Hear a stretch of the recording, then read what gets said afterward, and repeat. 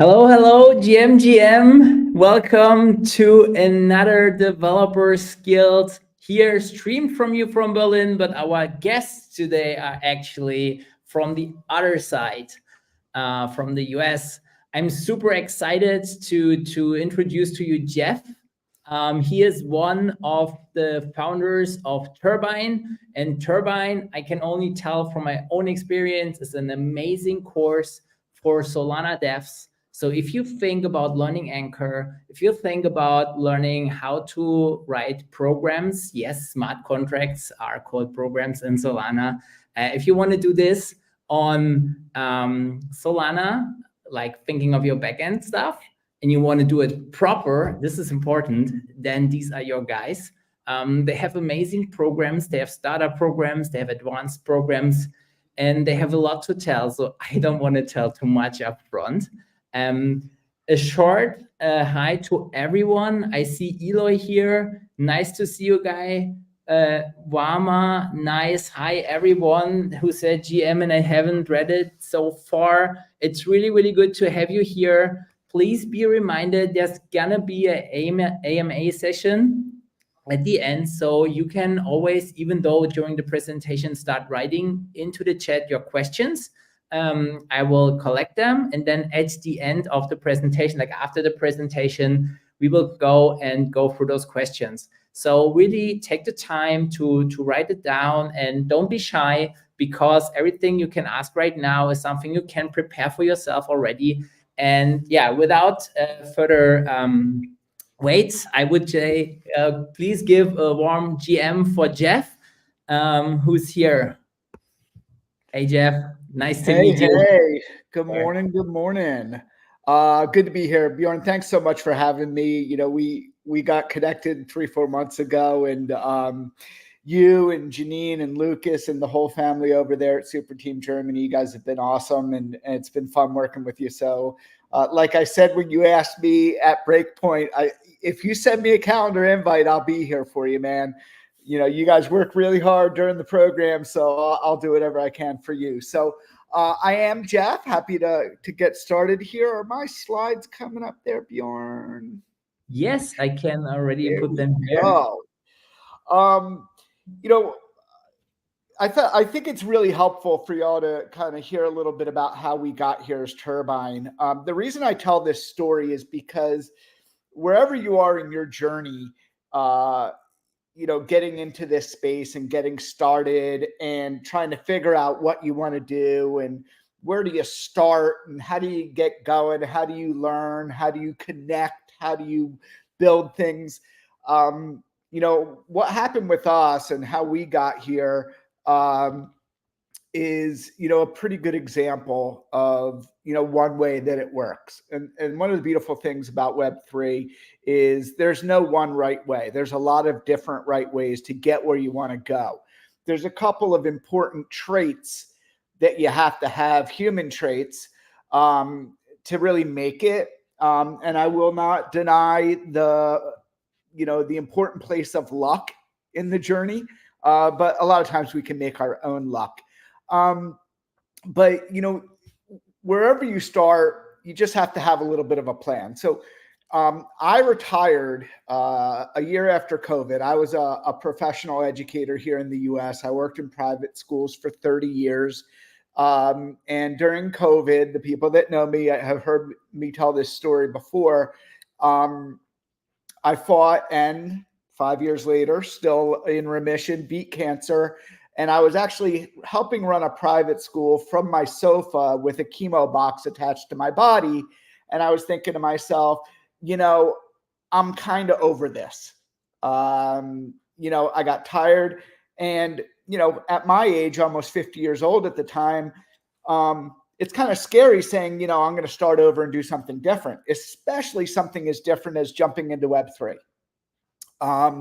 But somehow, either insanity or some other gift, I did it. And, you know, I brought a lot of what I already had from the experience of 30 years of professional and human life, you know, as an adult.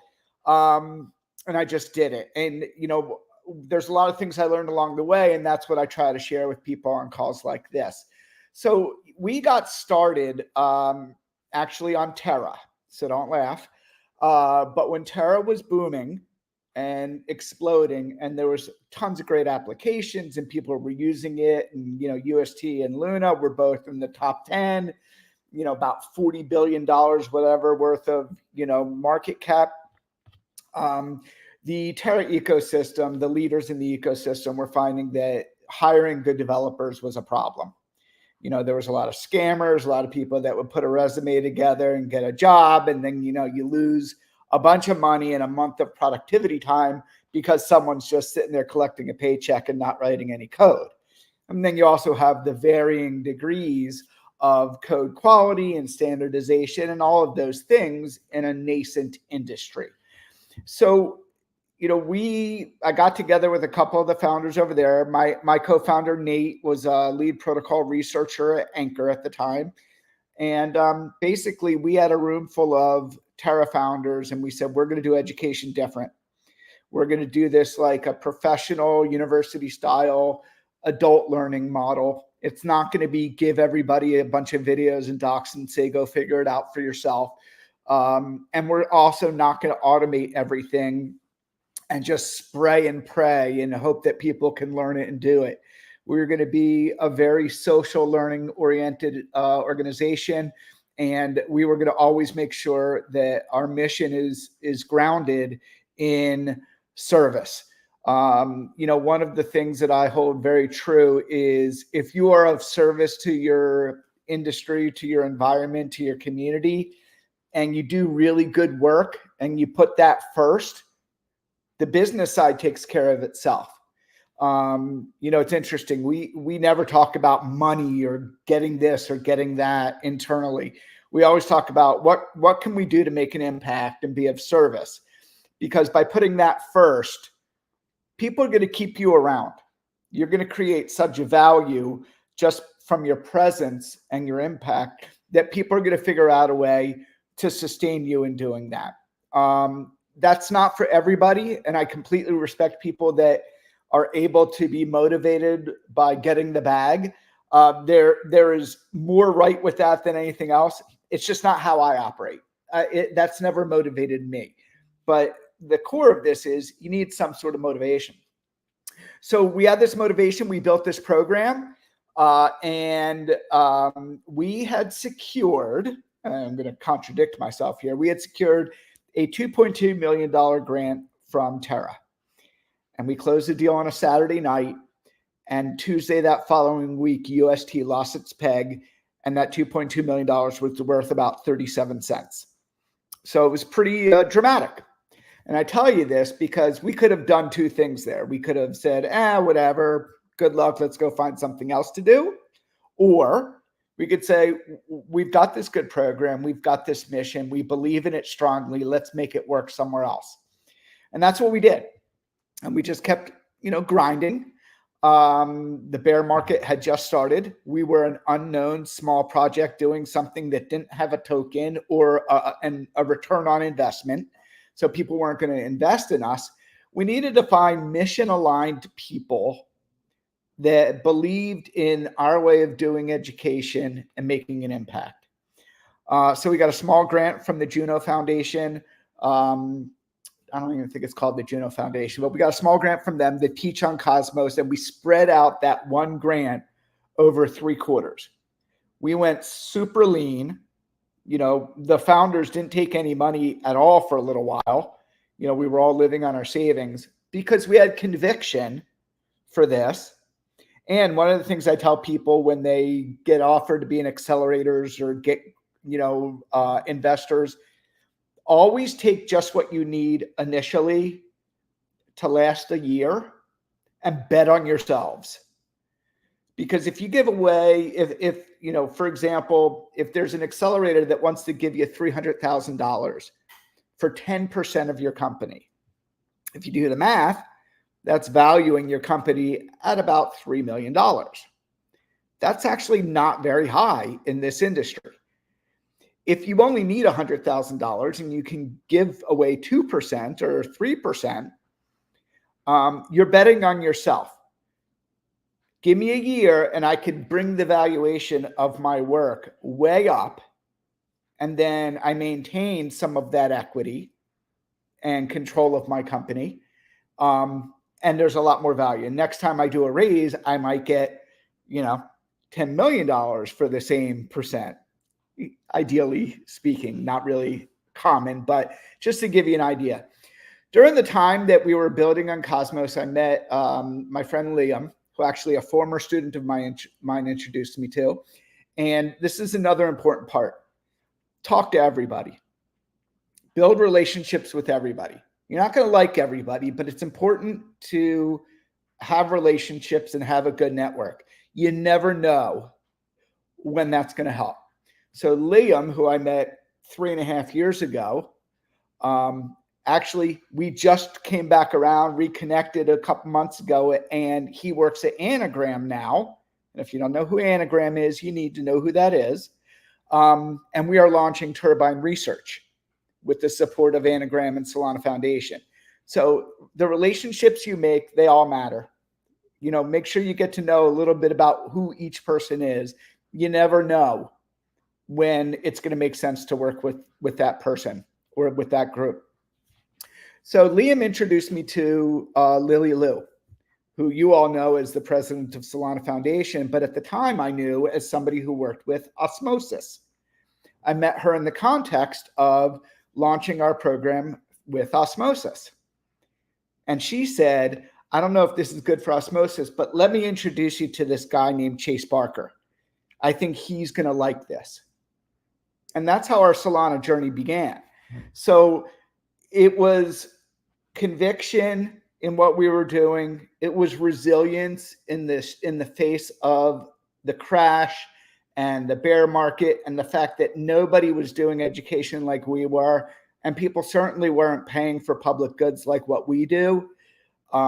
But it was just conviction, professionalism, really being sure about what you want to do and why, having a service mindset, and talking to everybody and being open to every possibility that would let you to continue to do what you do. So, that is how we got onto Solana. And when we got onto Solana, we started and started recruiting developers to take our program, unknown. So it was hard, but we believed in it. All those intangible traits. Our success is because we have a lot of very talented people that work with us, but our success is much more about the intangible pieces that actually I have at the bottom of this slide. And we do believe this, and Bjorn and Lucas, who are, on this call too, they'll tell you, they've been in the room with us. These are things that we talk about all the time because we believe that the people that come out of our program are going to set themselves up more for success if they likewise embrace these intangibles. So we've been on Solana now 2 years, and we've grown a lot. We started out just doing education with one course. We now offer 4. And in 2025, we're going to add 2 to that, and we're going to have 6 courses available. I'll touch on those a little bit later. We also have a dev shop where private organizations come to us and ask us to build things for them or to port maybe their Ethereum project to Solana or what have you, or to feature out a project that's already operating. We do that. And except for our founding team, everybody that works for us is a graduate of our programs because that's something else we very firmly believe in. We've got to make an impact and contribute by employing people that are talented and showing people that there's a way to a sustainable livelihood in this space and to make that better. So we have the dev shop, we have our innovation lab, which is very experimental. We created Validate, we created Lava. You may have recently seen Poseidon, which is the framework to write Anchor programs in TypeScript. This is where we do innovation, where we're very experimental. We try to solve problems nobody else wants to do because they're not as sexy or maybe won't have $1 billion protocol. We like doing that stuff. We're working with assembly language right now for optimization. If you know our CTO, Dean Little, he does a lot of that work. He's a great follow if you're interested in that kind of, close to the metal stuff. And then we also have a research hub that we just launched with Anagram and Solana Foundation, where we're going to, work very hard to bring Solana research up to the level of some of the other ecosystems that are frankly a little ahead of us in that area now. Well, we're going to catch us up, and we're going to be the best in that area as well. So, one of the things from my teaching years that I always try to do whenever I'm struggling with thinking about how to organize my thoughts on something is this very old school 5W how process. What are the 5W hows of this situation? Where, when, why, who, what, and how. Okay. And if you answer these questions, it generally will give you some clarity on anything in your life. We exist. Why? We're a service organization. That's our why. Anytime an opportunity comes to us, we always say, is this service or is this something else? And it allows us to reflect. It's a guiding framework for us internally. What do? We teach, we learn, we experiment, we ship, and we question everything. We just did an SVM course for advanced learners where we dove into the SVM. And the first day at the end of class, Jacob Creech was in the class with us. And the first assignment was, okay, go look at the runtime and figure out what you would optimize. I mean, it's okay if you're wrong, but the process of questioning everything and trying to optimize something is a habit. And, Jacob said, that's really hard. And that's another thing we do. We challenge people where they are, and we try to get them a big step forward every day if we can. How do we do that? High touch, social learning. We know our people. We get to know them well. We share about ourselves. It's a very comfortable environment. It's a safe environment to be intellectually vulnerable and experiment. Fearless exploration and experimentation. People that are scared of change, in my opinion, don't belong in Web3. Certainly don't belong on Solana. If Tolly was like that, we wouldn't be here. If he didn't have 2 cups of coffee and a beer, or 2 beers and a cup of coffee, depends on who you ask and when, he wouldn't have said, I'm going to do something different and see if I can make it work. And a lot of the best things that we have in this world came from that mindset. Who do we serve? We serve people who are very passionate about Solana, who are interested in being researchers or builders. We do these programs quarterly. And the only thing we really ask of people coming to us, we don't ask if you have a really robust programming background. 2 of the top people we've graduated in 3 years between Cosmos and Solana had no Rust experience whatsoever. One of the guys had 0 programming background at all, and he now works for Metaplex because he brought the intangibles in boatloads. So you need what I call the gas mindset: growth, abundance, and service. If you're always thinking about growing, if you think there's enough to go around for everyone, and you keep yourself in a mode of service, that's an advantage. Perspective. Weigh your wins and losses with perspective. Weigh success more than in dollar signs. Okay? You have to have perspective of what's going on around you. You have to have tremendous passion for this, because the work we're doing here is hard. Most of the world either A, doesn't believe that what we're doing is going to work, doesn't know what we're doing, or doesn't want us to work because it threatens their livelihood. So you have to have a lot of passion. And with that, you have to have resilience. I'm not an investor. I don't trade. Terra, Celsius, and Iron Finance are in my old trading experience when I first got into the space. You have to have resilience. Things aren't going to always go your way. You got to be able to dust yourself off and tap into those other 3 things if you're going to be successful in this space. Really, if you're going to be really successful in anything. So, what are the next steps? Let's focus in on the education side. Most of y'all are here because you want to get involved on Solana. You want to build. Maybe you want to be professional in this space. Maybe you want to do what a lot of us did and, make this your livelihood.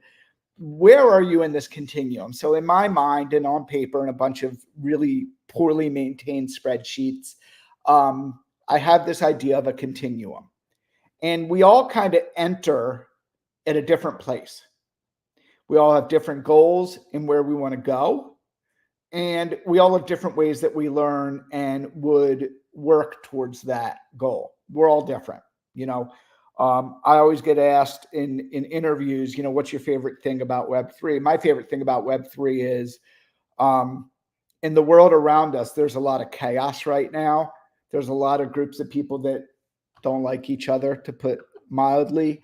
But we get in a room with 50 or 60 people and no one cares about any of that. We're all here for a common reason, and that's to do something cool in this space and maybe make an impact on the world and, leave a legacy better than what exists right now. So, that kind of community, that kind of idyllic community component is important, but we are all different. So you got to ask yourself some pretty good questions. What do you want to do? I mean, do you want to get into marketing? Do you want to be an engineer? Do you want to build applications? Do you want to do BD? Do you want to do research? What do you want to do? What do you currently know? Be honest with yourself. Now, I worked in education for 30 years. I didn't know what I knew when I first got into this space. But I don't think a day goes by that I don't use 5 or 6 things at least from my previous career that directly impact and help me do my current job better. What do you need to learn? Okay, what don't you know? What do you need to learn? Where are you going to get that? How do you learn? Some people learn in a cohort model like what we offer. Some people are better. Give me some videos, give me some docs. Some people do better with where you are right now in real life meeting, get to see people in the flesh, get to be around, get to move around, get to ask, get to get up and leave and go to a different session. How do you best learn? The big one is, where do you start? And that's something we work very hard to help people understand is, there is a starting point. Okay. It's not clear where everyone would start right now in Web3 or even on Solana. So you got to ask people, like people coming in from outside who don't know any of this. It's hard. That's a very challenging navigation process to navigate where to start. But you got to think about what interests you. And then a big one is, what's your timeline?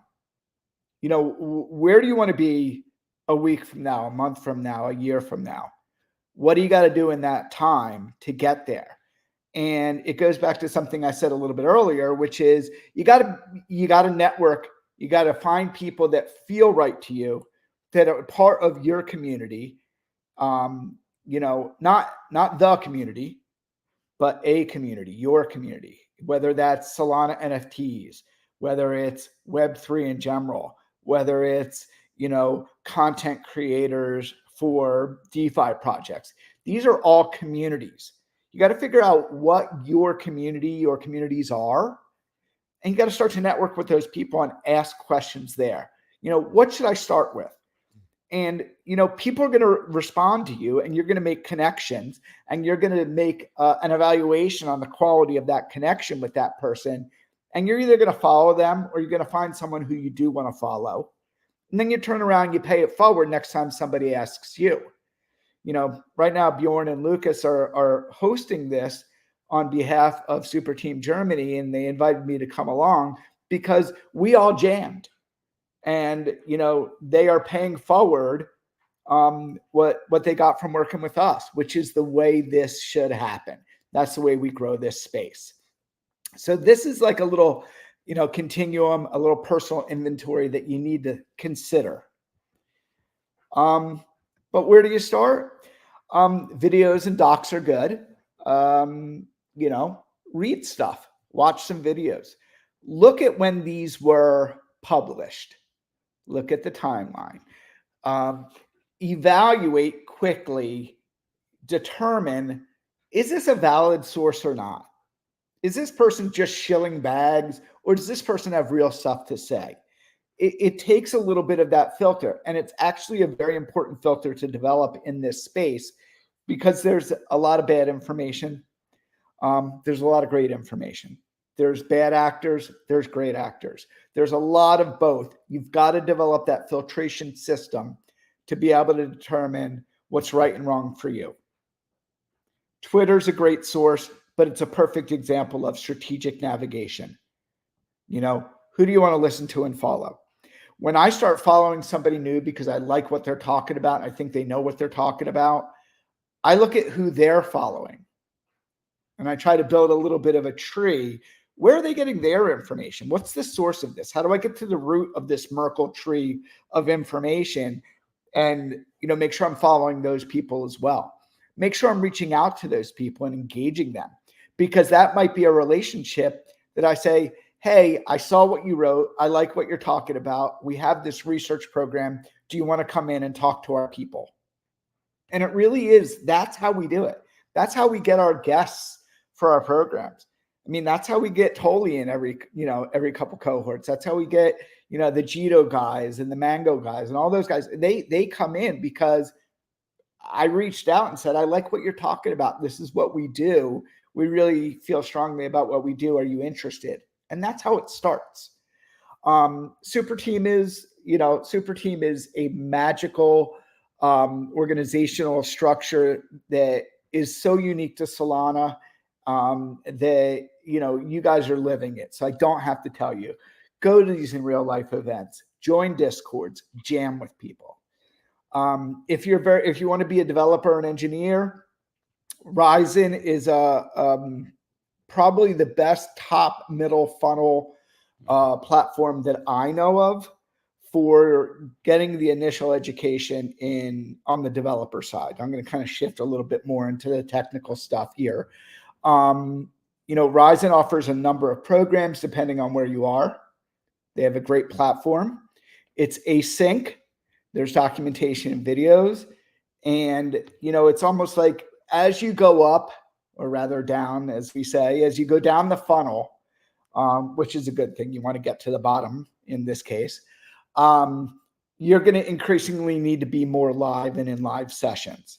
Ryzen doesn't do a lot of that. They do have what's called the Bridge to Turbine, which some people in this room have taken, which is a collaboration that we've done with them where we said, look, there's this little probably 2-week gap between where your program finishes off and where we need people to be when they start with us. So we said, hey, do you want to do this? Again, this was a network. This was a connection that we made. I'll be honest, my first interaction with them wasn't positive. And then it wasn't the whole organization. It was just that one moment of me and one other person didn't go great. But we had a second one where it was me and somebody else and it felt good. And here we are, you know, a year and a half later, and we're doing programming together because we understand and believe in that continuum I mentioned. How do we get them from point A to point C if B doesn't exist yet? Well, let's build a B. And that's what the Bridge to Turbine is.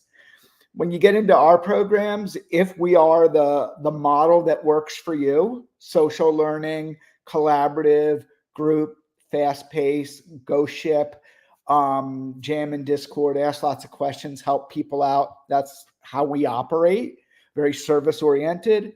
You know, we have this builder program where people come and they build an Anchor and TypeScript based application and ship it to DevNet in 7 weeks. Lucas and Bjorn just recently shipped theirs. And, you know, now we have a hackathon coming up. We have a bunch of people doing that. So the builders cohort gets people their first real experience, or maybe a better experience in shipping. But then we have advanced offerings. Okay, right now we have 2 advanced offerings. One is advanced native programs, advanced programming, which is writing Solana programs in native Rust and using other things like C and assembly to optimize. We are going to question everything. We're going to try to get the CUs down to 1. You know, we want to try to make it better. That is a service that we contribute to Solana. We want to make it better, make a better developer experience, create less bottlenecks and friction in the chain, and make it less bloated. And then the other advanced offering that we have now is advanced SVM, where we are studying everything from the bottom of the program layer to the metal. What is the TPU? What is the SVM? How does all that work? How can we make it better? How can we study Fire Dancer? How can we optimize? What are these roll-ups or network extensions, as we call them? How are they built using the SVM? We built 3 custom SVM roll-ups in cohort in 2 weeks last round, because we never say we can't. We never say, oh my gosh, this is hard. We just say, we're going to do it. And we get as far as we can. And we use everything we possibly can to reach that goal. And we did. And in the course of doing that, we understand a lot better about how to optimize the existing model. And we make contributions. We do PRs, and we talk to our friends at ANZA, and we try to be of service. Most recently, we ran a research cohort. It wasn't intended to be that, but that's what it turned into, and we were flexible. And the Solana How It Works came out of that. If you haven't seen Solana How It Works, it's probably the best explainer out there on how Solana works from beginning to end, from the time you log into your wallet till you get your finality. And the activity we did the first day of that cohort was, we're going to write a transactions journey. We're going to break everybody into small groups. Every group is going to research a piece, and then we're going to tie it together and create this transactions journey so people know how it all ties together. And one of the people in that cohort said, this is a great process. I'm going to make this my thesis. And he created Solana How It Works. So again, this is kind of how we question everything. We look for opportunities to make an impact and a contribution. And from that, people wanted us to do more research. So, you know, it's a good example of if you have a mindset of being of service and making an impact, people are going to figure out a way to keep you around. After that program, people started coming to us and saying, do more, do more, do more. And we said, okay. So that's how, you know, for me, that's good business. That's my personal thesis. Be of service, make an impact, and make it so they need to keep you around however they need to do that. So what are the opportunities besides being a developer? Well, I mean, developing engineering, front end, smart contracts, back end, and, you know, front end engineering, which isn't necessarily design, but it's wiring up to an anchor or a smart contract, UI, UX, you know, UX is big. You know, the UX in Web3 is notoriously less than the Web2 counterpart. It's an area we could do a lot better. If UX is, that's user experience. If UX is interesting to you and something you want to study, very much encourage it. It is an area where people can make a big impact, and there's going to be opportunities for people who are good at it. Research, you know, research is this huge category. Is it protocol research? Is it DeFi research? Are you doing investment research? Are you researching the tech? Are you, you know, researching developer activity? There's so many different areas of research. And in our research program, we're going to explore that and show people how to do it and produce some content. Then there is straight up content creation, making videos, writing articles on any of the above. There's product. If you have an idea on developing product, on business development, on marketing those products, these are all areas where people can get involved. And education, you know, everybody that teaches in our cohorts is also a graduate of our programs. So there are opportunities to be educator in this space, and more.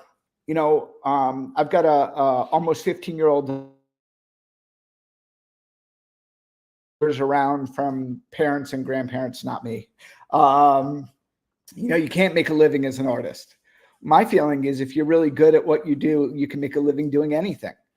So if you have something that you really love to do and you could do it all day and it doesn't feel like work, think about how you could turn that into something that sustains your livelihood. You won't need as much to do that because you're doing what you love to do every day anyway.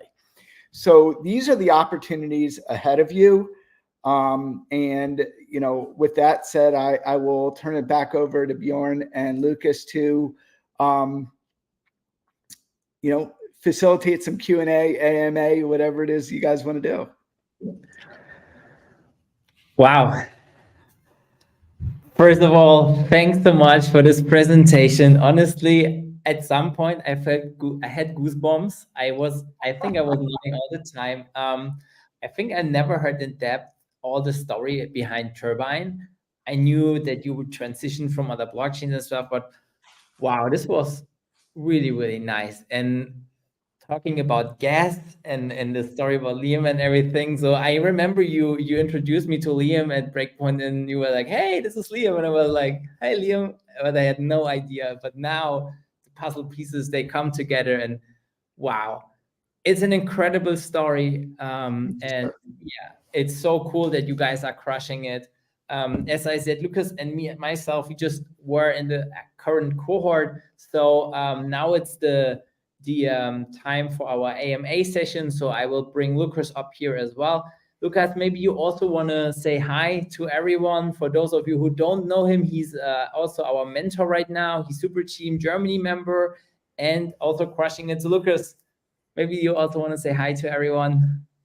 Yeah, hi. It's great to be here. And like Bjorn, I had goosebumps at certain parts of what you were presenting, Jeff. It's I'm even more proud that I was allowed to go through this program. I learned so much over the last almost 3 months since the cohort started, and yeah, I'm very grateful. And I think most of the people who met me, for example, at TUM Blockchain Conference, and that only remotely voiced that they wanted to get started in building on Solana, they got the earful about joining Turbine, and I think some of them will join the Q4 cohort. So yeah, it's amazing what you do. Thank you. You're really of big service to the Solana community with what you do here, and yeah, I'm personally grateful for what I learned here. So. Thank you. And look, we learned a lot from you guys too. We love your energy and are super proud of you guys for leading in the space and leading over there at Superteam Germany. That's the way this works. Are there questions? What is anything did I explain well? I think we had a really nice icebreaker question from Eloy. He's asking, where does the name Turbine come from? Okay, cool. Good question. So when we first started on Solana, we were also still on Cosmos, and we've since also trained on Sui. And, you know, as we were gaining a lot of traction on Solana, there was the conversation about, you know, we probably want to have our own, because we were WBA, Web3 Builders Alliance, and we still have that, but we wanted to have something specific to Solana, you know, a Solana brand, so to say. And we were talking with the super team guys, and at one point we were going to be a super team. I said, nah, you know, we're not really a super team. That's not what we do. And we, you know, to one of the points I made earlier, it's not really what we want to do. We're not good at that. We're good at what we do. We want to really focus on that. And then, you know, I came back with, you know, I think at one point it was Super Team X, you know, because we didn't want to be Super Team US. I'm the only person on our team that's in the US, so that didn't make sense. And then we were going to be Super Team X, and then I said, you know, Super Team Turbine, and then we dropped the Super Team part, and it was just Turbine. Turbine as in, you know, it takes the natural resources of the wind and turns it into energy, but it's also a reference to a part of the SVM stack, the turbine propagation. And, you know, it just was a really good fit. And then Nate turned the E around and made it a 3, and we had a name. Nice. Okay. I would just ask the next question. Jeff, what's your take on the Brazilian mafia that teamed up this last cohort? Ha ha ha. Ha ha ha. Yeah, Oh, yeah. Ruggiero here. You know, look, I'm a firm believer in find your people, jam with them, make a local impact. I think that's super important. I will, you can call yourselves what you want. I would, being in the US here and growing up in Philly, where the word mafia has a certain connotation, I wouldn't refer to it as that, but whatever it is. Look, it's always great when people meet each other in our cohorts, make friends, make connections, and then turn around and make a local impact. That's a huge part of our responsibility in teaching is also to try to grow leadership. And so keep jamming, Rogero. You guys are killing it down there. By the way, Rogero's project, killer. You're all going to see that thing. That thing's awesome. Yes, definitely. Since we don't have another question right now here, I think I have a question to add some context. What do you do with your graduates? Because I think you focused on your presentation about what you do in the program, about the education, but we are very well aware that it doesn't end there. So yes, there is the further education, but you also offer other stuff. Maybe talk a little bit about that. Yeah, look, I mean, all my years in teaching, I always had this saying that, if you work really hard in my class all year long, I'll do anything I have to and can for you when you graduate. And that's kind of the way we carry things over. People looking for jobs, we help them with jobs. We do have a placement service now where we place people, and because of our reputation on Solana, hiring projects come to us and say, we need XYZ. So we try to match people up. One of the things that a lot of these projects that are hiring talent really like about our process is not only can we vouch for people's skill talent, but we could also make good culture fits because we know people well. We can speak to their work style. You two guys, you show up every day, you ship your code, you work well with others, you're pleasant. These are the kinds of things that we can talk to these projects about. So, our goal is to help everybody achieve their goals. I always say, our graduate success is our success. We measure how well we're doing what we do by what people do when they're done with us. So whether it's, coming here and being a resource for you guys as you're working to accelerate Superteam Germany, helping people find jobs, helping people with their pitch deck on their individual projects, helping people on their accelerator applications, finding team members for projects that graduated. Actually, one of our graduate programs is hitting mainnet, and we're helping them build features out with our dev shop. So basically the answer, Lucas, is anything we can to help you. It's really just an ask away. Because that's important. That's good for us. It's good for everybody. It's good for Solana. It's good for Web3. Yes, that's absolutely amazing. I think that also makes it a very well-rounded offering, not just the education, but really the whole community, the whole maybe career-altering opportunities you can get there. Yeah, I mean, look, the other thing I'll say about that is, I don't know if you all know this, but between 15 and 20% of active Solana developers, according to data being captured by different entities, are people we've trained. So if you think about that, that means that we're hitting that part of our mission pretty well, because people are continuing to work on Solana in some form or another. Because it's a pretty solid chunk of people to come from one institute. But that's I had to get into metrics doing my job. CEO needs to know the metrics. I don't love metrics. I like quality. But that's a pretty cool metric. I like that one.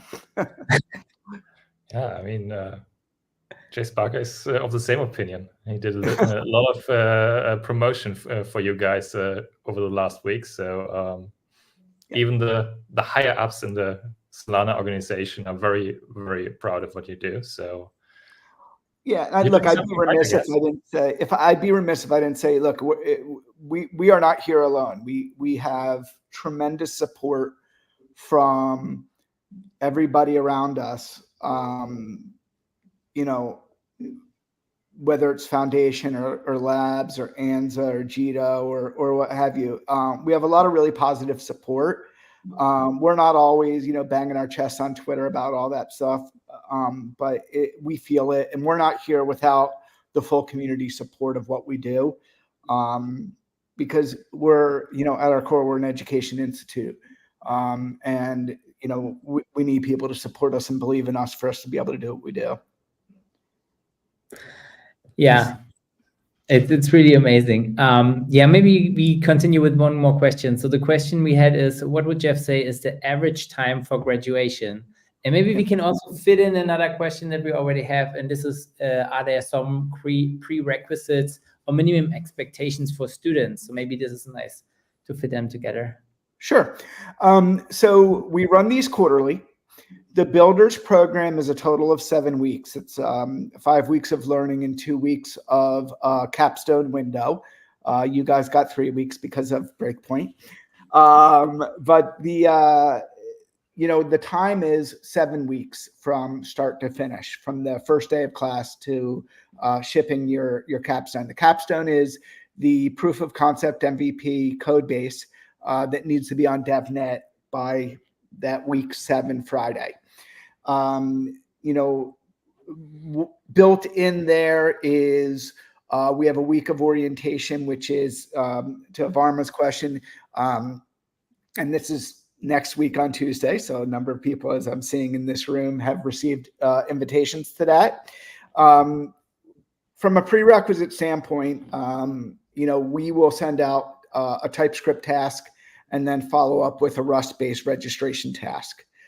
You don't have to be an expert in TypeScript or Rust to be able to do these. You do have to be able to sit down and grind and nail it and figure stuff out.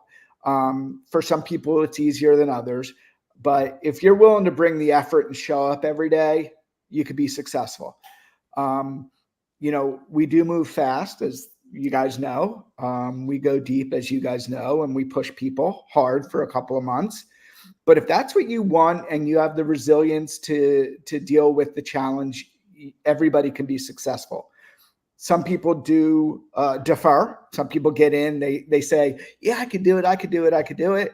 I've got 20 or 30 hours a week to put into it. And they realize they don't. And that's okay. They say, Jeff, I got to come back next time, or I got to come back when I have more time.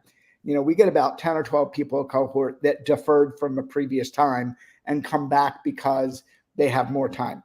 We even have a handful of people each time that will do the anchor program twice, because they'll, and this is interesting about this, they always say, it was about the end of the second week that I really started to make sense. I'd like to come back again, do it again, so that I have this grasp and I could gain more mastery. And we're always open to that. That's fine.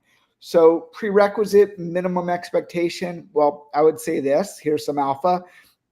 Make sure that you have Solana and Anchor loaded on your machine ahead of time, because you don't want to be setting that up while you're trying to also do your prerequisites. That will be frustrating, and it may take longer than you need. So get yourself set up, make sure you have yarn and all that stuff ready to go.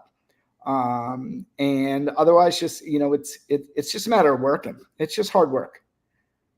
As is getting good at anything in this world is hard work. And I think the good thing about the course, if I can say it, is you're never alone. So the first moment you are in the course, you are set up in a Discord channel where all the participants of the course are in there. There is regular office hours where you can talk to the mentors. It's an incredible team. So you guys see right now Jeff, but there's so many more people behind the scenes. He already mentioned Dean. There's Andre and so many other people. Yep. I don't want to tell all the names because you will know them all, but they're quite fun. Especially Lucas and Andre had a really nice friendship built up during the course. So it was really, really nice to see this as well. So yeah, it's also something you can really look forward to join. It's a really good experience and worth the grind, I would say. Maybe talking about one thing to add, Bjorn, because I think it's important to know, because Jeff said it's high touch, and this means we have 3 times a week. There is live sessions. There are 2 times a day you can choose from. And in both slots, there's usually Jeff and Nate who are just sitting in, and then there are 2 teaching assistants or more sometimes who are doing the coursework. So it's not like a recording or one teacher. It's really like you're in there. You have breakout sessions where sometimes even asked, or not asked, but you have the opportunity to share your screen. You are live coding a part, most of the time, the end of the program, finishing it.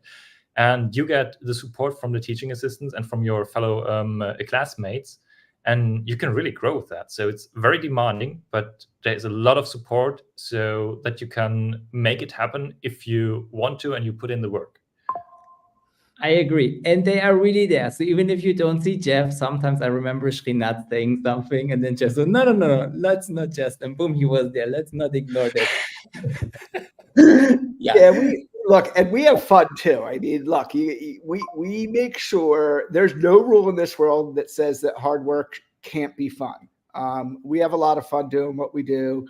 Those of you who are watching right now, the way the 3 of us are interacting with each other, this is the vibe. This is how we roll.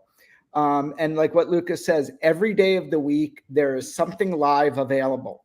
3 days a week, there's the sessions, 2 offerings. Some people come to both. We actually have people that graduated over a year ago that still come every session just because they want to continue to grow. And that's always open. We have office hours the other days, and we offer special weekend workshops on nuanced items that we maybe don't do in class because it doesn't hit the fat of the curve of what everyone's doing. And then 24/7 in Discord. And yeah, we're here. And the graduates help the cadets out when they first start. It's just part of the family cycle. Yeah, I always say to the people when they ask me about the program that based on the Web 2 courses I used to do, like this is for sure a 10K course at least, which you would have to pay for all the service and support that you get. So it's a really, really good thing. And I think everyone is super grateful that you are doing this and super happy that you had the guts to really go through it and, build this thing up. Maybe one question about building this thing up. There's one, it says, how do you see Turbine business-wise in, let's say, 5 years ahead? It's a great question. Look, I mean, you're now tapping into the other hat that I wear. I'll put on Oh, nice. I'll put on my CEO hat. Look, we're always looking to think about how to make this sustainable. If the team hears me use the term bear market sustainability once again, they're going to ban me. But we're always thinking about how do we make sure that we are continuing to be able to do this, continuing to be able to employ people, continuing to create opportunities for an increasing number of people as this space, and especially Solana, becomes increasingly mainstream. How do we think that? Well, I mean, training talent that we then place in jobs is a big part of it. We believe in that. Again, because we have the unique value proposition that we know people, and there's a layer of vetting that is not necessary, especially since most of the projects that we place to, we also know them well.